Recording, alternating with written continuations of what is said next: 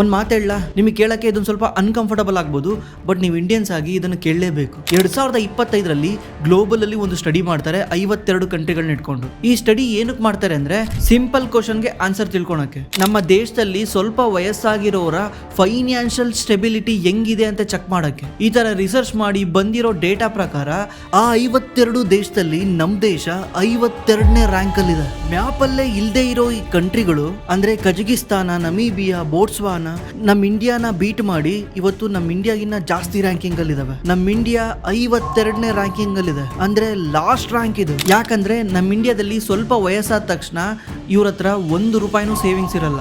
ಈ ಡೇಟಾ ಹೇಳುತ್ತೆ 70% ನಮ್ಮ ಇಂಡಿಯನ್ ಎಲ್ಡರ್ಸ್ ಹತ್ರ ಸೇವಿಂಗ್ಸೇ 0 ಇರುತ್ತೆ ಅಂತ.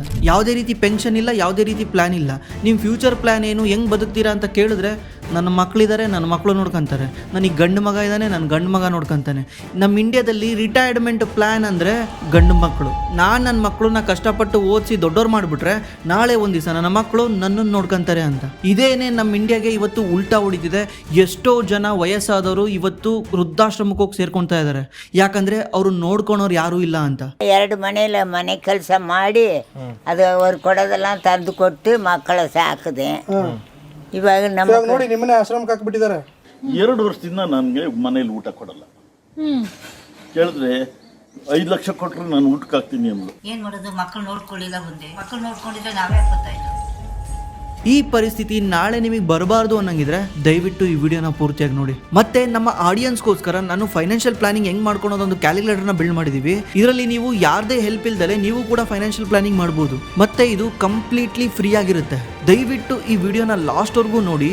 ಈ ವಿಡಿಯೋಯಿಂದ ನಿಮ್ಮ ಲೈಫಲ್ಲಿ ಸಖತ್ತು ವ್ಯಾಲ್ಯೂ ಆಡ್ ಆಗುತ್ತೆ.